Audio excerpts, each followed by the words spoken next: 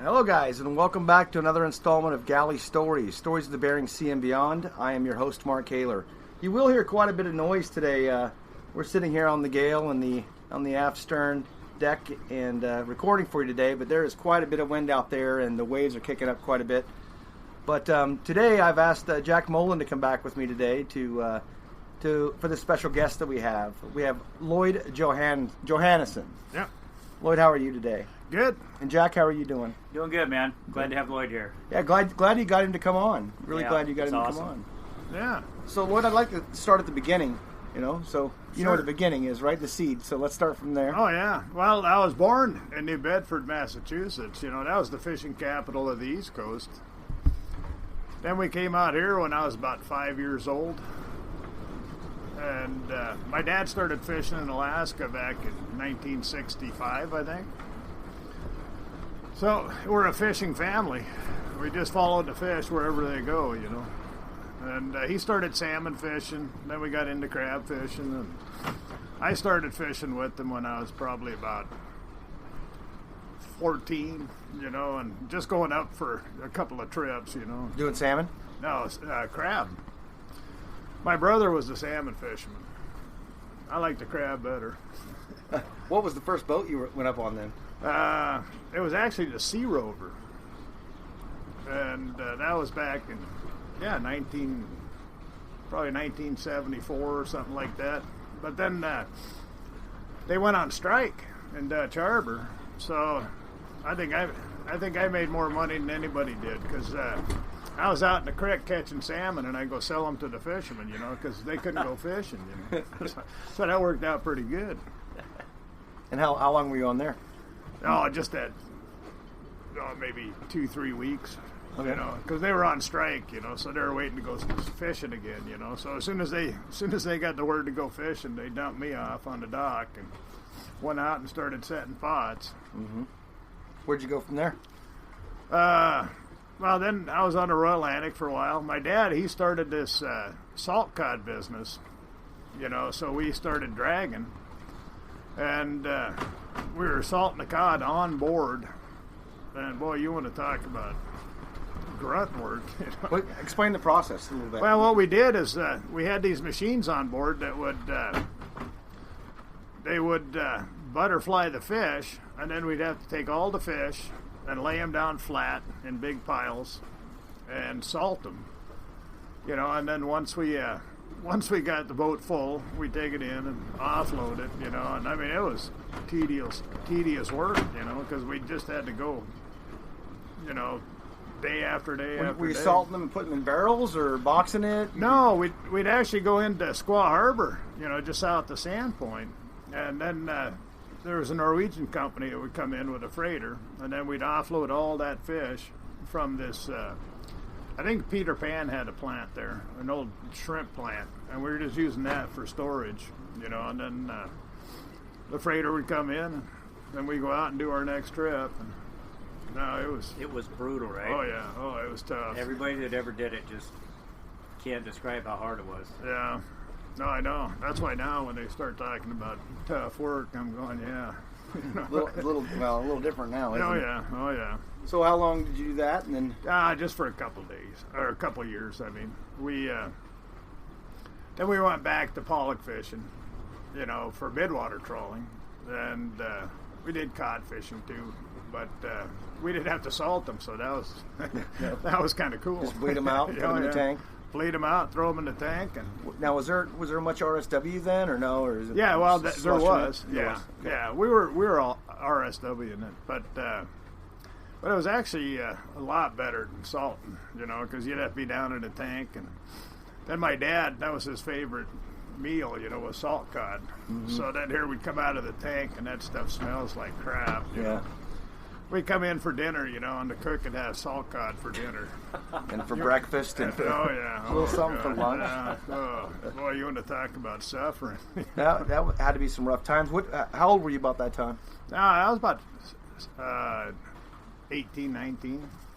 And but you were raised around it, so you just were used to that kind of work ethic. And Oh, yeah.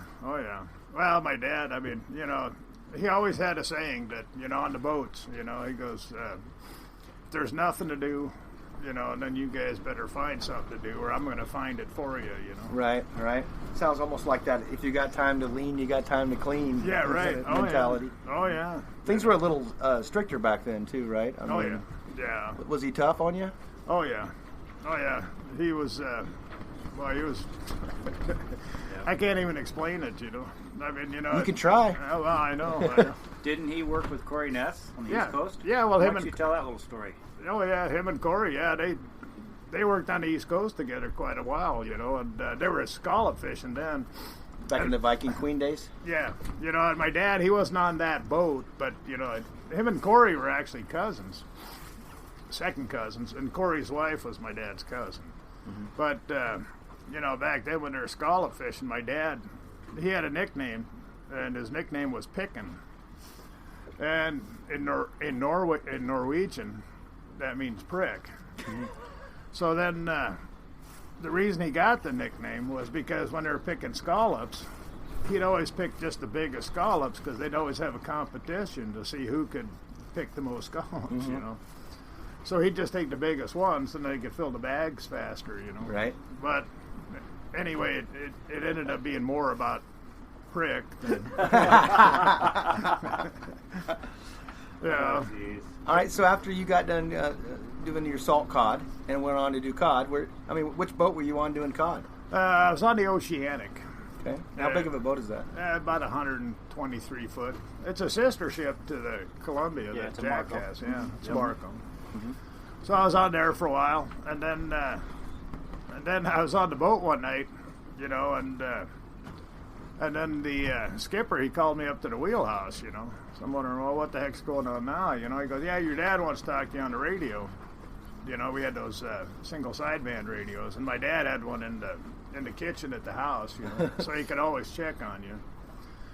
No, and he says, hey, he goes, are you coming home soon? I go, yeah, I guess we're coming home here pretty quick. You know, he goes, well, bring your wallet. I'm going, uh-oh, you know, what's going on now? He goes, we're buying a boat. So I got home, and we ended up buying the Storm Petrel, another Marco boat, you know, and boy, he leveraged me to the hilt, you know, because I think we bought the boat, you know, and I didn't have any money. Well, I had the money I made on the Oceanic, you know, so all that went. So I was broke. You know. But you had a boat. But I had a boat, yeah. Was that a 123? Yeah. Yep. Yeah. Okay. Yeah, so I mean, it was a nice boat, you know. I was there from 1985 till just last year. Yeah, so I mean, made a good living with that. Yeah.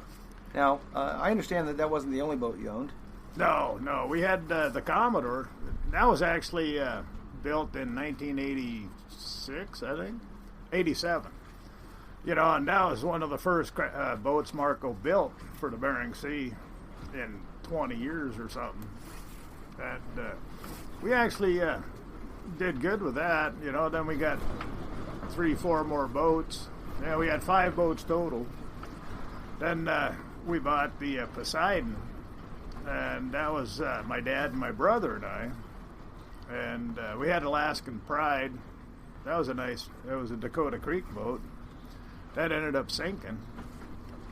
And under bad circumstances, or yeah. Well, I think what they're saying now is they hit something in the water and punched a hole in the engine room, and she sank. You know, so you get all kinds of stuff. They said there was a lot of containers floating around out there. You know, they had some barge or something that had flipped over.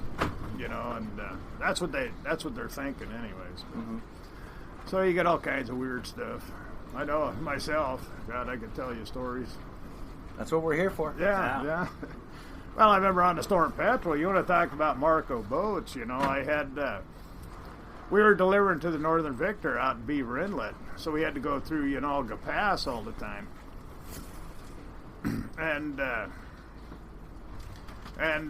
Geez, we...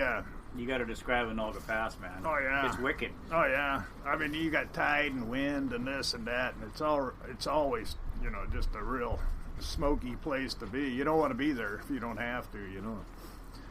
So that was when the Alaskan Pride, they had some problems, so I had to bring a couple of nets in for my brother. And so I had 2 nets on deck. And I had all the 8 tanks full on the storm petrol. And then I was full of fuel. And I got into the pass, and I got some snotty weather. And, oh, sorry. No, I turned around, looked at the deck to see what was going on back there, because I mean you could feel it was getting pretty heavy, you know. And all of a sudden the net reel on the stern was underwater. Oh. And man, all I could think of was, just gun it, just give it a full power, So I just throttled it.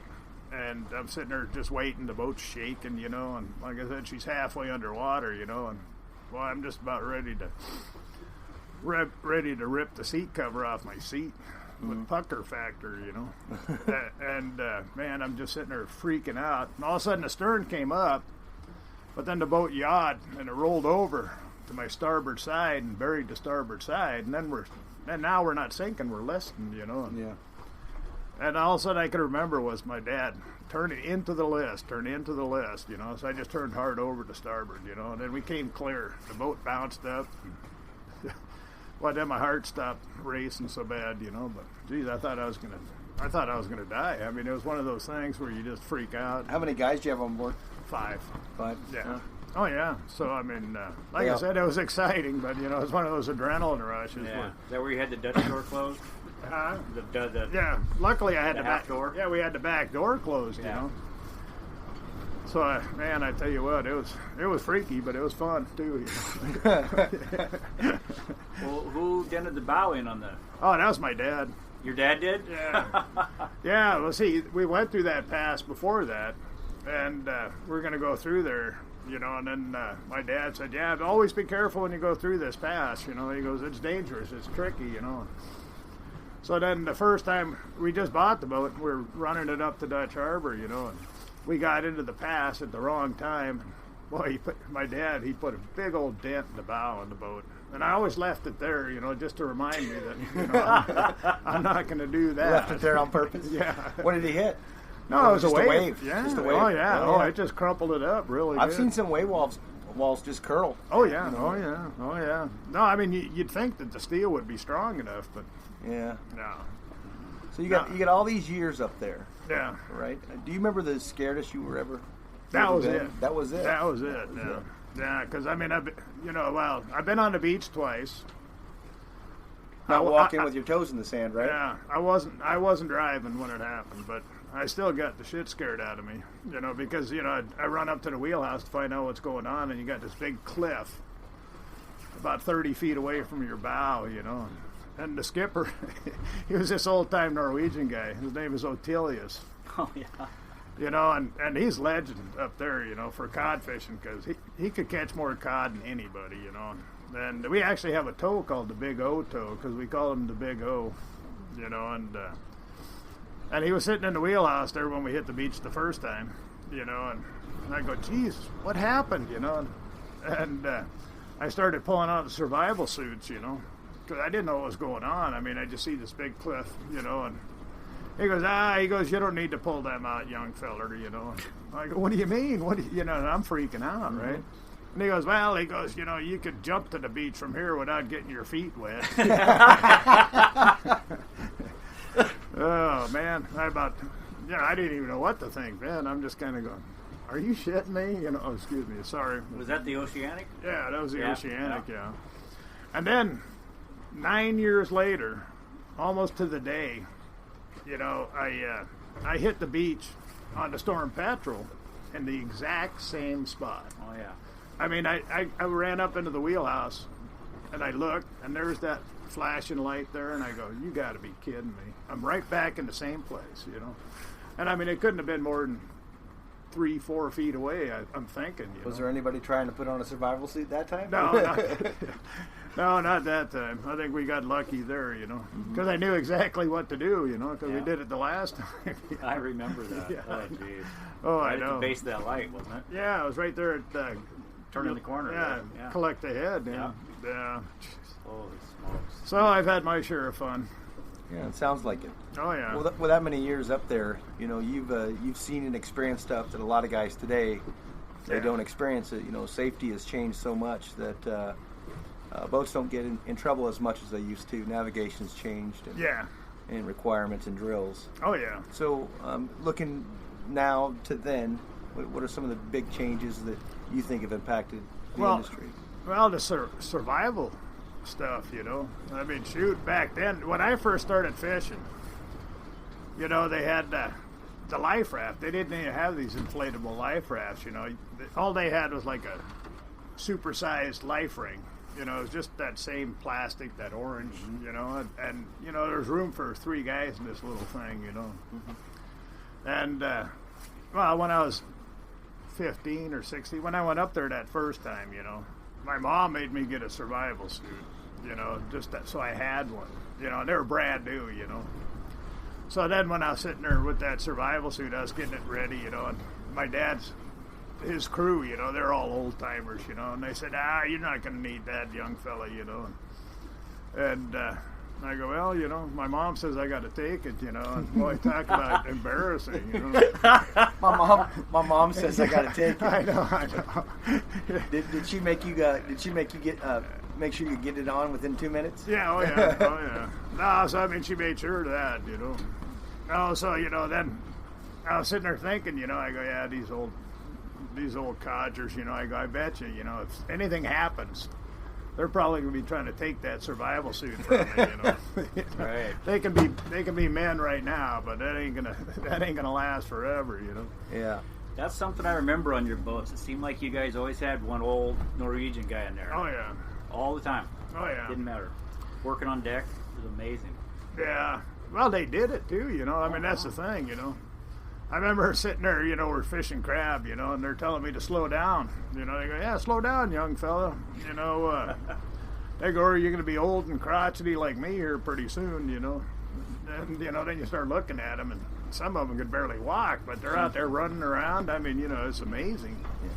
Just keep going. Oh, yeah. I mean, they just kept working. That's all they knew, Mm-hmm. So, I mean, like I said, I wish I could be like them. Because now I'm all stove up too, just from too many years out on the water, You wouldn't change it though, would you? No, hell no. No, I mean, it's my life's the perfect life, it's for me anyways, Mm-hmm. What has it given you? Huh? What has it given you? Oh, a lot of, I mean, it's given me a lot of drive, and a lot of pleasure, just for doing good, Mm-hmm. My dad was an old Norwegian guy. And Norwegians aren't very, they're not very, he doesn't give you, compliments very often. Mm-hmm. So when you get one, you got to take it, Right. No, I remember one time he said he was proud of me, and gee, I about fell over. Wow. I just about passed out, I mean, but it was cool, I mean, we always knew it was there, but Just if kind he of ever, unspoken word. oh yeah, if he ever came up and told me he loved me and gave me a hug, I'd probably have a heart attack and die. That's a tough era, man. That's how they were, Yeah. I mean, you just didn't ask for too much, A couple of our recent interviews actually have said the exact same thing. They were just raised different, Yeah. Raised to not be prideful, Yeah. and to. It wasn't a lot of I love yous, but there was a whole lot of action showing that they Yeah. loved you. Yeah. Yeah. Oh, yeah. Like I said, I mean, if he ever said that, I'd probably freak out. So it was you and your brother and your dad mostly that Yeah. owned these boats and operated these boats. And Yeah. Yeah. And then we had we actually had Northern Victor. It was a big factory processor. They parked out in Beaver Inlet. They're out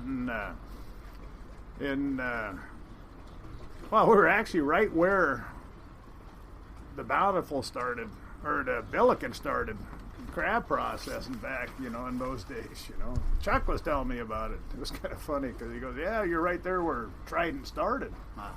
I go, you're kidding me. I knew they were out there somewhere, but I didn't realize they were right there in Botanic Bay, So that was kind of cool, too. So you've grown with the industry. Oh, yeah. So when you first started going up and fishing, you were doing some pollock and some crab. Yeah. How many pollock boats were in the fleet at that time? Oh, geez. Well, at one time we had 7, and then I think the whole fleet must have been, I don't know, 50, 60 of the catcher boats, Mm-hmm. and then you had all the factory trawlers and all that other stuff. Mm-hmm. But I remember the Storm Petrel with you and Jimmy. You guys just spanked them. Oh yeah, back and forth, right? Yeah. Yeah. Well, see, that's when we started. Because I remember, we were fishing for Alyeska then, and they had 5 boats at Alyeska, and Unicy had 5-6 boats, and Trident had 5-6 boats, and that was it when we started. When you and I, that was back in what 85 or something. Yeah, late 80s. Yep. Yeah, because I think, oh, it was nice back then. I heard you hold some kind of record on that. I think they do. Yeah. They're not supposed to brag about it, right? Yeah, right. Right. I think they did 100 trips that year. The Norwegian way, you shouldn't brag about it, but I've heard well, I heard it was 100 trips. Well, now since you guys brought it up, That's right. That's okay. oh yeah, we were humping it. We had a lot of guys aiming for us. But it was actually a good time. Like I said, you got to gloat a little bit when you get a chance. But That's awesome. yeah, but yeah. Jimmy and I had a good rotation going. I think we were doing about 6 weeks on and 6 weeks off. Splitting captain duties. Yeah, so you always had somebody fresh up there. When you say Jimmy McManus? Jimmy McManus, yeah. So that was the fun times then. That's when fishing was fun. Well, let's hear some of the fun. Yeah. Let me think. Well, there was no quotas, right? Yeah, there was no quotas. We fished 10 months a year. Yeah, and there was no rookeries, and there's, and then the plants, you had plenty of time to deliver. You had plenty of time of this. And, you didn't have to wait in line for 6 days to deliver your fish. We were just in and out, and then I actually had this one guy. When Jimmy had to go down to Southeast because he was salmon fishing then. So I was going to stay on the boat, and fill in for his rotation, and he was going to pay me back later. Well, then a good buddy of mine, he called me, and he was going to get married, and he wanted me to be his best man, So I said, well, why don't we see if we can find somebody else? So we got this guy named Randy Ackerman. I know so. And Randy, he was a card. We called him the sheriff of the Bering Sea because if you did something, he'd be on you. Oh, he'd be on you like glue, Mm-hmm. So I got Randy to run the boat, and boy, the plant, they called me here one day and they said, hey, you got to get this guy off the boat. I go, why? He's catching too much fish, because everybody run out about 3 hours or something like that. Well, he'd go right out in front of town, set the net, and fill the boat up, and then the rotation would get all screwed up, and I think he probably delivered damn near just as much as fish as we did, and we had a couple of good runs, Mm-hmm. I think he might have been part of that 100 trip season too, you know. But he was quite the guy, How long did you and Jimmy split? Yeah, we were there for 3 years, I think. Mm-hmm. And then Jimmy went to work for Trident, and then I just took over myself, Mm-hmm. Did you have a Commodore before that? Yeah, Jimmy went on the Commodore for JVing or something. JVing, Okay. yeah. Because that's when we were JV fishing, or after we started JV fishing too, But that JV fishing was fun too, 'cause you didn't even have to go into town, But you get kind of lonesome for town. Yeah. You miss those days? Oh yeah, we were out there one time on the Storm Petrel for 94 days or 95 days without going to land, So back then, how did you get your produce and how did you get your groceries? They just bring it out to you? The Japanese ships, they'd send over a little bag with all kinds of weird vegetables. It was funnier than hell. We'd sit there look at it and wonder what it is. Is it zucchini or, it was just, you didn't know what it was, And then they'd send you a couple bottles of Japanese whiskey to make it feel better, Right. And we made sure we made use of that. Yeah. You bet. So that was good. Yeah, you were on the days when alcohol restrictions weren't even there, right? Yeah. Oh yeah. Yeah, back then. Yeah. Yeah. No, so we'd have a little nip or two or a few more than that maybe. But depending on how fishing was. Yeah, I know. Yeah, right. Yeah. Yeah, when you talk about Randy, there's some characters that they're gone. Guys like Randy and Evan and tell us about Evan. Evan blew out, 3 wheelhouses? Yeah. Yeah, he was the wheelhouse killer, And this one guy, he worked with me for a while, then he went with Trident. Then he took out windows on 3 different boats. Yeah, it was the Pacific Viking. Yep. And the Viking Explorer. It was one of your boats. And then one of ours, yeah. Taking waves. Huh? Taking waves. Yeah. Oh yeah, he didn't slow down for nothing. Mm-hmm. Oh, the Flying Cloud. Oh, that's right. Yeah. And the Flying Cloud's twice as high as most of them. Yeah, I know. It washed him clear down the stairs. Oh yeah. Wow. I know. Well, I tell you what, if we ever take any windows out on Storm Petrel, I think the whole boat's going down. No. But them windows are too high, But man, I tell you. So that time going to the past, that was the closest you came to. Oh yeah. You were puckered. Oh yeah. Oh, like I said, I was glued to the seat. Mm-hmm. I'll tell you, the most tired I ever saw of this guy was when his processor caught on fire. Remember that? Oh yeah. And you decided to go opie fishing. Oh. Well, let's hear this story. It's a good one. Well, yeah. Well, the processor caught on fire. Which one? The Northern Victor. Mm-hmm. So they couldn't process any pollock. So then we decided, well, let's go crab fishing. That crab fishing. Holy smokes. Opie fishing too, where you got about 1 million crab to catch and sort and this and that. Well, I mean, it was 22-hour days, and man, I tell you what, when I got back on the boat for pollock, I was a happy camper. Yeah. I tell everybody, what they should do is have a law up there where anybody under 30 years old has to go crab fishing, and anybody over 30 has to stay on the pollock fishing, Then that way you get kind of a balance, Right. Yeah, then you don't have the old timers out there pushing crab pots, Most of the pollock fleet's getting pretty old. It is, yeah. Not just the boats, but the crew members on Oh board. yeah. Well, the last year I was on the Storm Petrel, I was 50. Yeah, I was 50 years old, and I was the youngest guy on the boat. Yeah. My whole crew was older than I was, Mm-hmm. Oh yeah. But I mean, you need the guys that know what they're doing, That's just it, isn't it? Oh yeah. So then you try to get in a few young guys, and you break them in a little bit, and have them work with the old guys, and then that works out a little bit better, Mm-hmm. Yeah, because my dad always said, he goes, he always wants a crew with a strong back and a weak mind, so you can train them, Right. Yeah. Actually, when Jack and I were discussing during his podcast, he pretty much said the same things. Those young guys can really learn. Oh yeah. And the older ones take a little bit more. Yeah. Oh yeah. It's always nice to have at least one old timer on board, just so. Just for the stories. Oh yeah. Yeah. Keep an eye on the Yeah. old guys. Well, I had one of my mom's cousins on board one time, and he was Mr. Clean. He'd be yelling and screaming about everything, And, I mean, I'd be in my skipper's stateroom, and he'd come in there and he'd go, "Yeah, are you going to clean this place up?" Or, what? And he'd start bitching at me for not cleaning my stateroom, I'm going, "Are you kidding me?"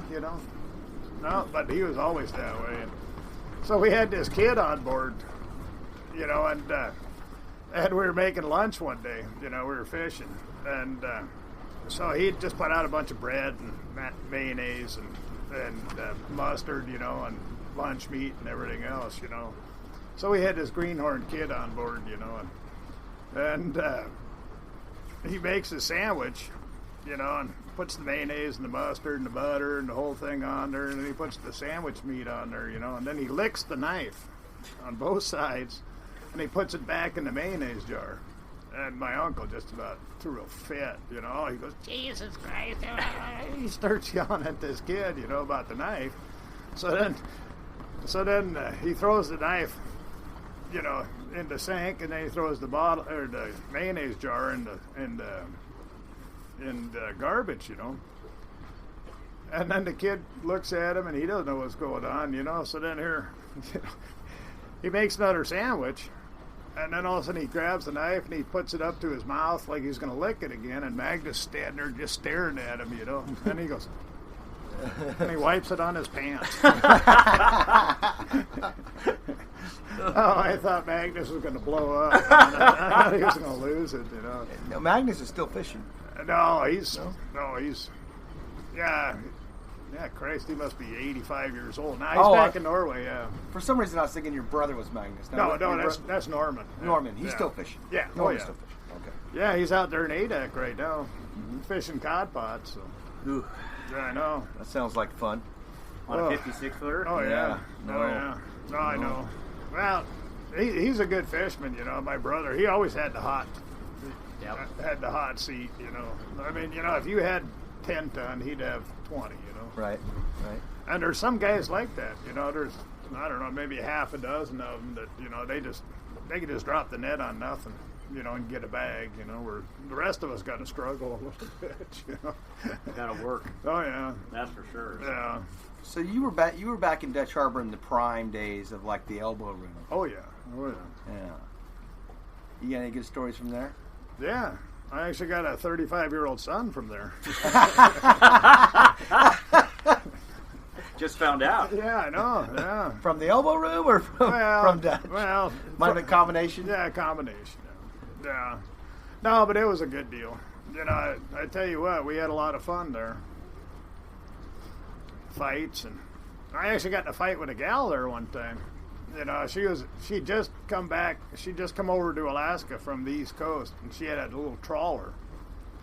And she was going to come out to Alaska, and catch fish, and boy, she was a big woman, big Nordic, And man, I tell you what, we got in an argument about something.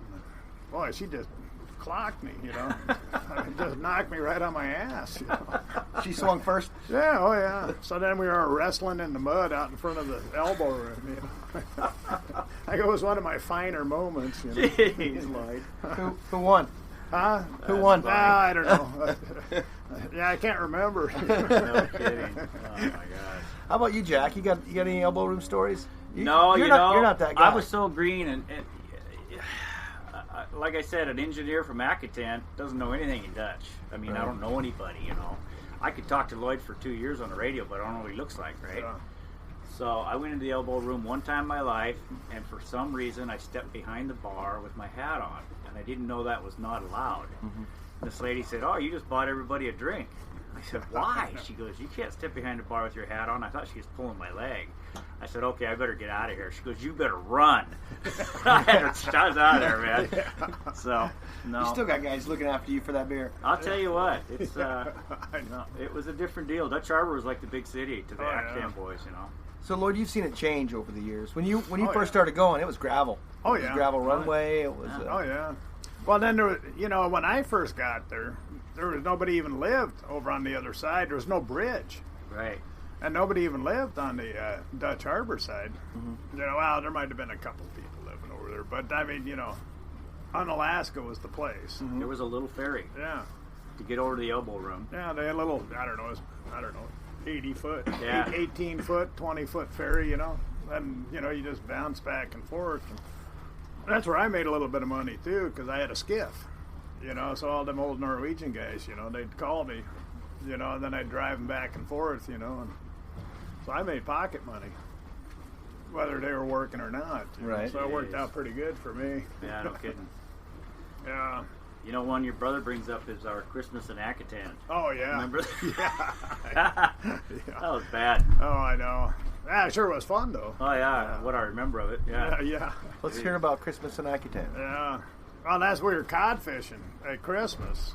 And, we're all sitting in town, we're trying to decide the weather's going to be snotty. And so then we said, well, let's stay in Christmas. And then we'll go out tomorrow when the weather's going to be better, So we had a big party in town there, and got all the skippers, the whole cod fleet was in, So we were having a great time, Only the guys that were there at Christmas. Yeah, that was the fleet. Yeah. Well, we had one guy, we actually kind of messed him up a little bit. Well, this one guy, he was running to Half Moon Bay, he decided he wasn't going to party that night, and he was going to be the first one out fishing the next morning. So, we waited till about 2 o'clock in the morning, and then we snuck into his stateroom and turned off his alarm clock. And then we kept partying, So then here the next morning, we all took off and left, and we left him at the dock.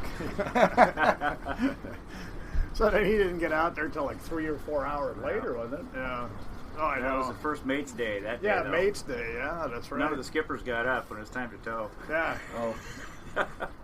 Oh, First mate's day. Yeah. So we gave them a chance, you know. Right. Yeah, like, let them break their teeth in a little bit. Oh yeah, and especially when they're hung over. Oh.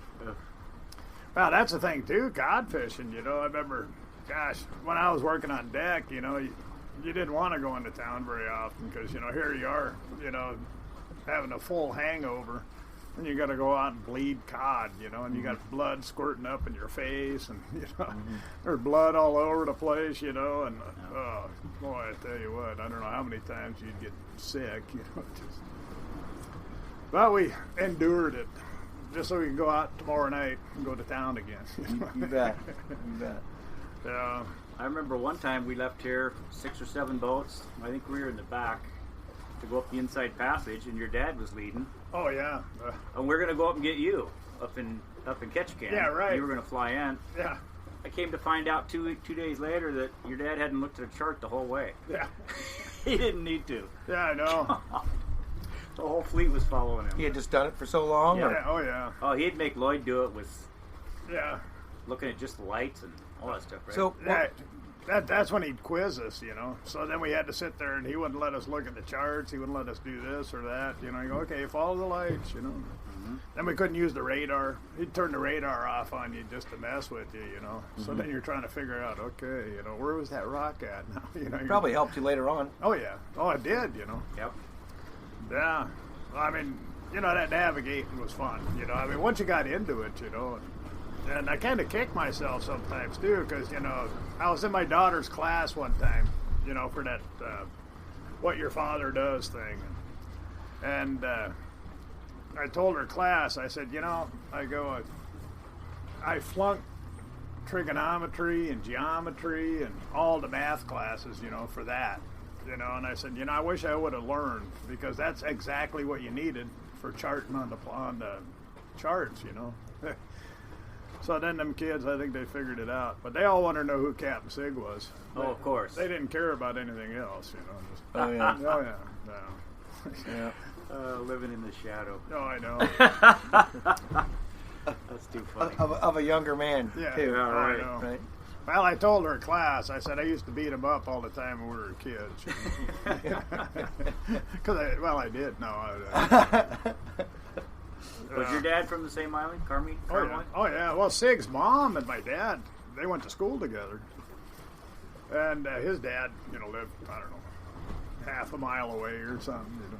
Wow. So, I mean, it seems like every Norwegian I know, which is a lot here in Ballard especially, is from that island. Oh, yeah.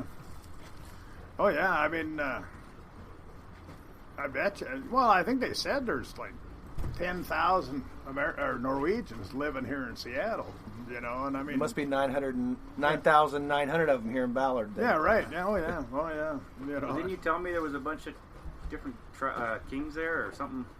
Is that on that island? Somebody told me there was different kings on this island. They're all fighting. There used to be. Well, yeah. Well, yeah. I mean, it's actually on that Viking show. I don't know if you ever watch it, but that Harold the Fair-Haired, they call him, you know, on that show. He was actually the Viking king, and he killed like 32 other kings, you know, to become king of the Vikings, you know. Actually, Tor, when he was on here, said the same thing. Yeah. Sounds like a king crabber to me. Yeah, right. Running down a guy's gear, man. Oh, I know. Do you remember the first time you went to Alaska and how you felt? I mean, the scenery, Yeah, the first time I actually went up there, you know, we just went on a trip from Seattle to Ketchikan with my dad. My mom was there, too, and my brother, you know, and it was, 2 days, I think, or something. But, boy, we just had a great time. Inside Passage. Oh, yeah. But then the best part was when we got to Ketchikan, because then they still had that seaplane, the Albatross. And we got to fly from Ketchikan to Seattle in that Albatross. And, man, that's the sister to the Goose, right? That's a bigger one. The bigger one, yeah. Okay. Yeah. Exactly. You know, and that was the coolest thing for us. You know, we were 2 little kids. I was only 10 years old or something, you know. Mm-hmm. Oh, yeah. But, I mean, the whole trip was fun. And, you know, we got to go out and play in the crab pots. That was like a super huge jungle gym, you know. That's good stuff. Oh, yeah. So how long have you been out of the captain's seat now? Well, about 3 years. Mm-hmm. You miss it? Oh, yeah. Yeah, well, I still want to go up there every now and again, but my health, you know. That's what's really killing me now is, You know, all them old timers that were telling me to slow down, young fella. You know, and I should have listened to them, because now, jeez, I can barely walk half the time. That's too much. Yeah. Well, you first sang too, didn't you? Yeah. Oh yeah. Yeah, I sang for 4 years, 5 years. Where at?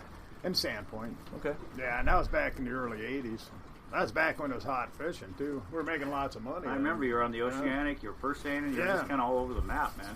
Well, yeah, I got that Norwegian thing going. Right. I got to try to make as much money as I can. You know, Right. you know, I got to live the good life. Can't stop fishing. I know. Well, I mean, it was always the means to an end, anyways. You know, because I mean, I'll never forget when we moved to Seattle. You know, we lived in a neighborhood just up in Richmond Beach. You know, and we weren't making that much money, but then all of a sudden, that was the early '70s when the king crab fishing really started popping, you know, and then all of a sudden my dad was making pretty good money, you know. Well, then all these neighbors, you know, they're going, oh, geez, we got fishermen living next door, you know. All of a sudden he shows up with a new Cadillac or something, you know, and then they all start, oh, maybe that fishing ain't so bad. Yeah. I remember your dad telling me he was buying a boat a year, him and Corey. Yeah, oh yeah. Unbelievable. Paying a boat off in a year. Yeah. Buying another one. Well, yeah, the Royal Atlantic, I think they paid it off that first year, that first season. You know, and, you know, and back then the boats, I think they paid $800,000 for that boat. You know, total. Paid it off in one season. Yeah. You know, and now, I mean, shoot, you go to the shipyard, you know, and it's $800,000. You know, just to get your bottom polished. You know. Yeah. Yeah. It's expensive for sure. Oh yeah. Oh yeah. Totally different deal. Yeah. What do you? What kind of advice do you got for young guys trying to think about going up there? Go up there and kick some ass. You know, I mean, you know, there's always the opportunities. You know, you just have to take them. And I think I was lucky because, you know, yeah, sometimes good, sometimes bad. Because I mean, I was in a pretty good spot to get a job running a boat, but then I couldn't just slough off, you know, and not do anything, you know. So I had to work my ass off too, because sometimes a skipper makes his kids work harder than the other guys. You know? Sure. And I know I got some of that. I mean, that first year I was fishing, I was in the bait box, you know, and the guys, they lost a pot on the block, and he comes out and he starts yelling at me. And I'm going, I wasn't even there, you know. And he goes, well, you got to keep an eye on these guys. That pot's going to be yours someday, you know. And I'm just going, you got to be kidding me. Hey. And I paid attention after that, you know. And we got Jack here, who's been dragging his kid up there since he was 6 months old. Yeah. Oh, I know. Right. Oh, I know. Yeah. It's kind of passing on the legacy. He was willing, that's for sure. He's like Lloyd, you know. Lloyd was willing. Yeah. Well, even now, you got to drag him back from Alaska. He said. Yeah, well, that's the thing, you know.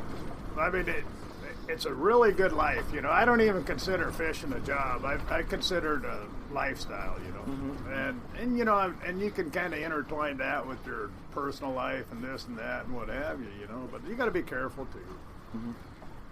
But, I mean, you know, it is a family business. I mean, with the crab boats and the trawlers and stuff, it's a little bit different. But, I mean, if you go up to Alaska, you look at any boat, any salmon boat, you know, gill netter, seiner, whatever.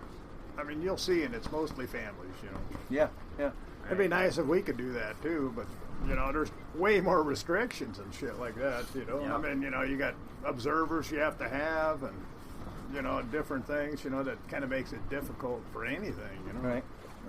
You know, there's still a really big slice of freedom, though. Yeah. Like when you come out, when I would come out the bay, I thought I could go any direction. Nobody's going to tell me what to do, you know. Oh, yeah. Or I'll find some fish. I call Lloyd. He's going, what are you doing over there? I said, come on over here, man. Check it out. He comes in, fills up before I even get done, you know. And he's laughing at me like, what are you taking so long for? And it's so much fun. It's just like, yeah, that was great, you know. Yeah. Oh, I know. We discovered so many spots because we were learning, you know, just the grounds and the currents and everything else. It was fond memories, man. Oh, yeah. Great memories. Well, I mean, we didn't want to be sheep either, you know, and just follow the other sheep over the fence, you know. I mean, we go try different places. Everybody's going, what are you guys doing over there, you know? I mean, I bet you there's probably half a dozen spots at least, you know, where you know, everybody drive by and they wouldn't even stop, you know, and well, we got this one spot called the Butt Cheeks, you know, right outside of Acatan, you know, and it's just two rookeries, you know, and it looks like somebody's ass. Right. So then, Yeah, we'd be fishing right in between them things, you know. That's where Jack was talking about. Yeah. You know, and I Or mean... go down into the pass and turn your lights off. Oh, yeah. Then, you know, I mean, you'd have 30, 40 boats driving by you. They don't even stop and look, you know. Mm-hmm. We would have stopped and looked. Oh, baby. Yep. But then we went to, we went to all kinds of places. I remember one time, you know, the Northern Victor was down in Avitanic Bay. And there's a little pass that goes there down to the Gulf of Alaska, you know. Where's Avitanic Bay? That's where South Trident side. started. It's just south of Dutch Harbor on the same island. So you know, it was the Alaskan Pride, you know. It was kind of funny because we had a guy running the boat that just wasn't doing his job. So my dad and my partner, they told me to take the boat out and go see what's going on with that thing because, you know, everybody's catching, you know, millions of tons, and, you know, and he's got like 40,000, you know. So, you know, I went on the boat and I said, well, let's go out. You know, we just dropped down to the south side, you know, we'll set the nets out and take a look at them and see what's going on, you know. So I went out there and I set the net out, and all of a sudden I saw a lot of sign on the bottom, you know. So I said, well, you better go, you know, once we get this net squared away, you know, we'll set the net and try it and see if it's working, you know. So then here, you know, we set one net out, and we got that all squared away, and then we saw that there was two bridles, you know, on each side, you know, and one of them was 40 fathoms long, and the other one was 45 fathoms long. But then instead of having both the long ones on the top or both the long ones on the bottom, they had one on each corner, you know. So I said, well, that's going to be easy to fix the other net now. Because, you know, some folks aren't going to know what you mean by that. Tell us what's happening when one of them's Oh, yeah. Well, on the net's like a big funnel. You know, and the funnel comes up, and we have these two big, huge doors, we call them. They're like two big airplane wings that we hang off the boat. And they spread the net out, and then the net's like a big funnel. And the bridles are they're cables that are attached from the door to the net. So you have to have all four of them even, you know, all four of them the same. Mm-hmm. Well, we had two nets with all four different, you know, different lengths on them. Really close them out. Yeah, so then, you know, one net would hang open this way, you know, and they'd be all cockeyed, you know, so the fish wouldn't go in. Mm-hmm. So, so we got both the nets fixed, and I went out and set the net, and I towed for about 10 minutes. And I got a full bag. I got, 100 ton in about 10 minutes. Yeah. So, yeah, this net's working, you know. So then I go, let's set the other net out, and then we'll get that one squared away, you know, and then we'll do that. So then I loaded the boat up there in about 3-4 hours. So then I called Jimmy McManus, you know, he was on the Commodore then. And I called him, and I said, hey, he was on the Store Patrol. I go, hey, you know, we're going to go on strike. I go, tell everybody to come into the ship, you know, and we're going to sit down here and have a negotiation, you know, about the price of the fish. So he goes, what? You know, and I'm going, yeah, just get in here. Just get in here, you know. I go, tell everybody to get in here now. So then I got all 7 boats to come back into Beaver Inlet, you know, so nobody would see us. So I said, okay, come on, let's go out to the south side. Man, there's fish up the butt out there, you know. So we all went out there, and Jimmy, he got 4 million pounds in about 2 weeks, you know, which is totally this is a big ruse. You're Secret- just calling secret everybody, spot. oh, we're going to talk about this. Yeah, I didn't want anybody to find out about us, you yeah. know. So then we were all gone for about a week and a half. Yeah, where's the Victor guys? Yeah, then everybody started going, where's the Victor guys, you know.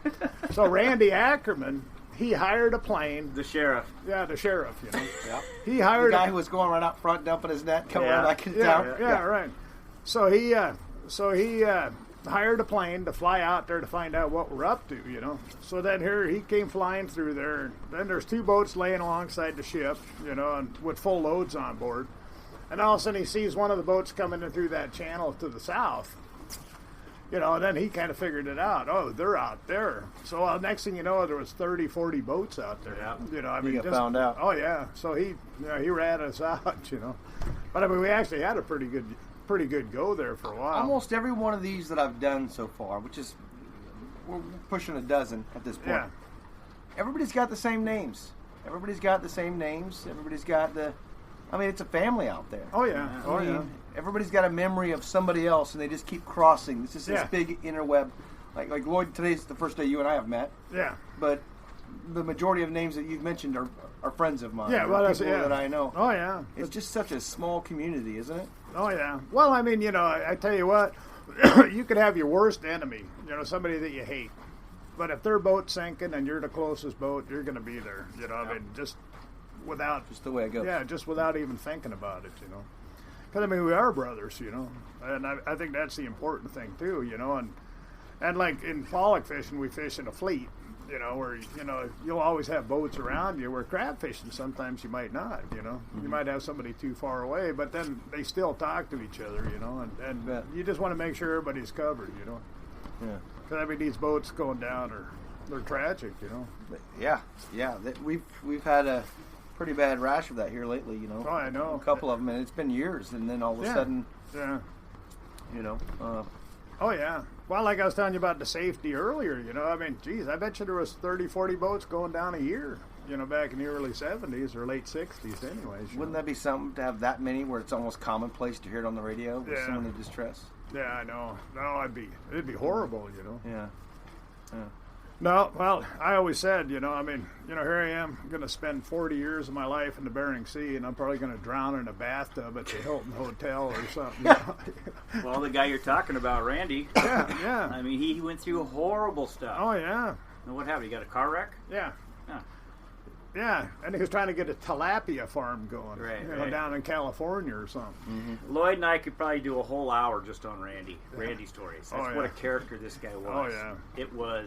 He was beyond funny, and he worked for Trident, of course, so, Well, they'd shovel him off to us every now and again. Yeah, right. He got out of hand. He was a guy that you just could never miss, and you always knew what he was thinking, because he was telling you right to your face, Mark, I think you look like crap, That's how he was. Then the fact that he was about 6'4", 6'5", tattoos all over his body, a big handlebar mustache. That couldn't be intimidating at all. No. Oh, he was hilarious. Oh, yeah. You either loved him or hated him, I tell you.